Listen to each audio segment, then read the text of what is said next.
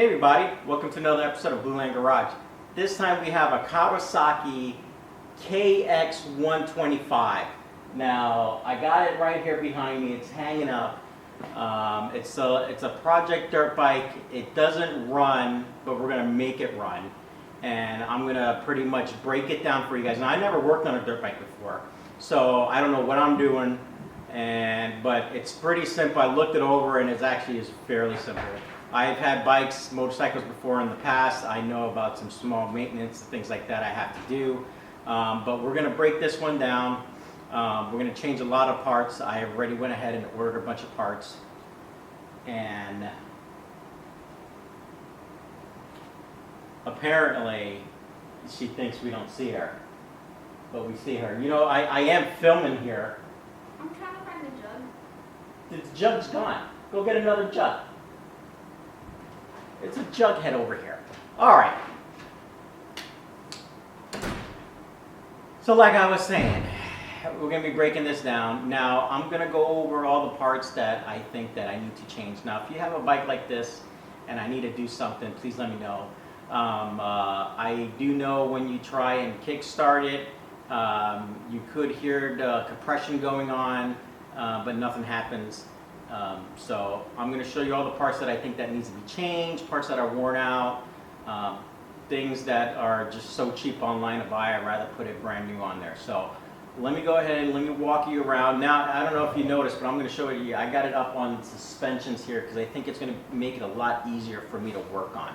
Of course, I don't have a stand that goes underneath. I do have a bike jack stand, but I don't want to keep it on there because I'm afraid it's going to fall. Of course, you know, you want to think about safety and all that things.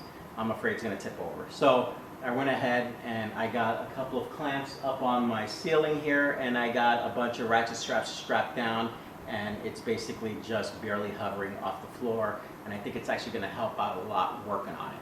All right, let me go ahead and show you what I got going on a little bit up close here. But before I do want to have a buddy of mine talk to you guys about a new coffee blend and a company that he just started. All right, his name's Aaron. He's a good friend of mine. I've known him for many years. I'm going to go ahead and play his video now about his product real quick. Please take the time, listen to it. I'm telling you, this is awesome. We're going to start getting some of his products here in the shop, and I'm going to show you in person what they look like. But go ahead. Reach out to him, follow him on Instagram, follow him on YouTube. He has a beautiful, beautiful mint condition RX-7. Go ahead and follow him. It's Eccentric Garage, Aaron's Eccentric Garage. Go ahead and check him out. But here's his clip. So come on, go ahead and play it. And there we go.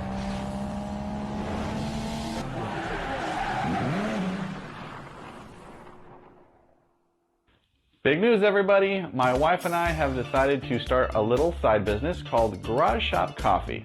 We've only recently launched the website, but you can still go down into the comment section below and get the link to the website to garageshopcoffee.com. As part of the launch of the new website, we're going to do 5 different options, 5 different coffees for you to choose from. Now, the first one is going to be Nuts and Bolts. Now, this is going to be a hazelnut vanilla flavored coffee, light roast, super aromatic, super tasty, one of my favorites. Next up is 10 millimeter. This is our French caramel cream light roast coffee. Just like with Nuts and Bolts, no sugar added to give you the flavor and the aromatics on these awesome flavored coffees.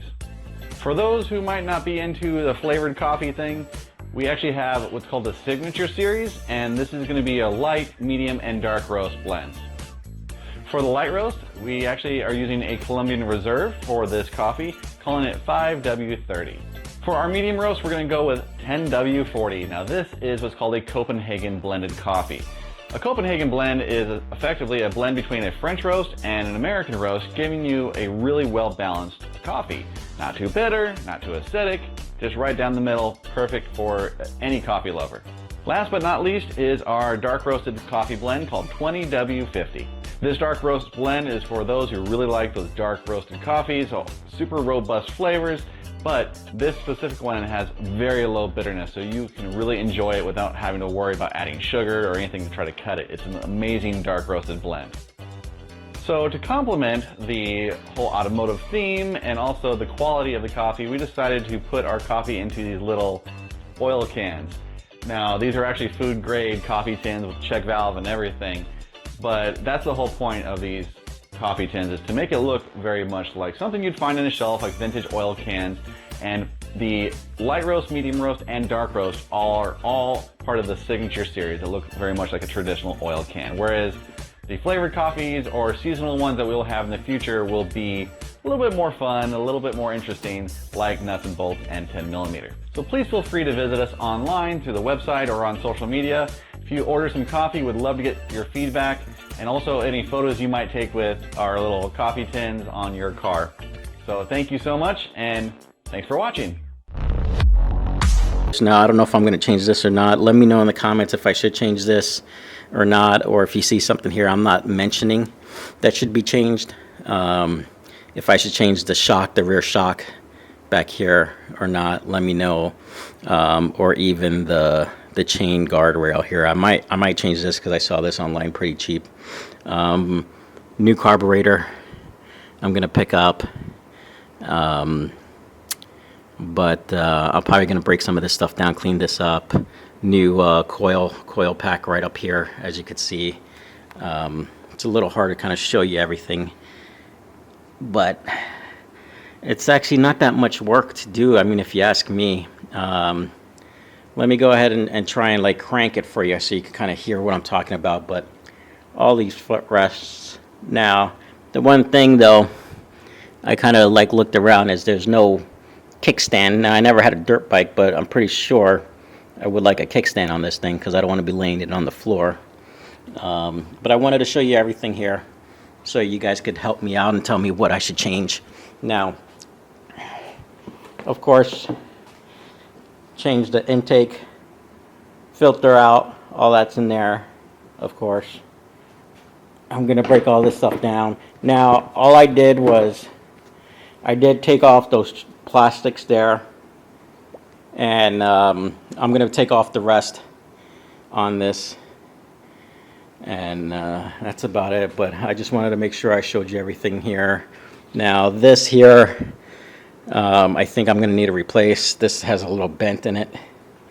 I don't know if you could tell, but I'm pretty sure that's going to have to be replaced as well. The front forks, I think they should be good, but I won't know. Get all these stickers off. Go from there. Let's see what else we got going on in here. This, I'm not too sure what this is. Probably the computer. If you know what this is, let me know what it is, if I should change it or not. But yeah, this is it. So let me go ahead and kickstart it so you kind of hear what it sounds like. All right, here we go. Let's pay attention here.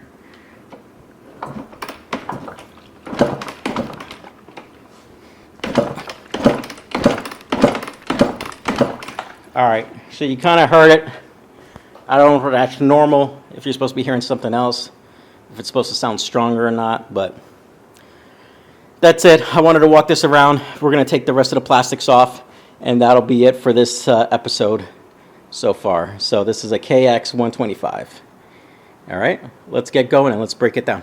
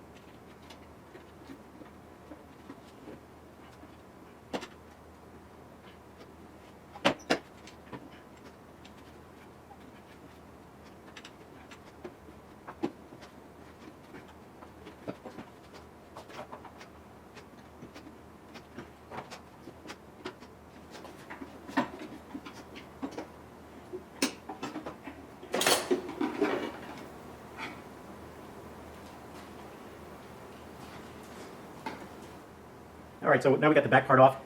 I can see this is broken. It was broken before I even started taking it apart. I noticed it, but we're going to weld that back on and make it back to OEM. And that's it. And clean up this box a little bit more and go from there. Well, listen, this is going to be a wrap up. I'm just gonna finish it off here. Take a break. I'm going to go take a nap. All right. And then when we come back, we'll take some more parts off and go from there. All right. So stay tuned. Make sure you like and subscribe and follow this rebuild. Now, this is not going to be a crazy rebuild that you see some other ones online. This is going to be a basic rebuild. Get it running, get it going, put a bunch of new stuff on it, and hopefully it helps you with any issues you might have on yours. All right. Peace out.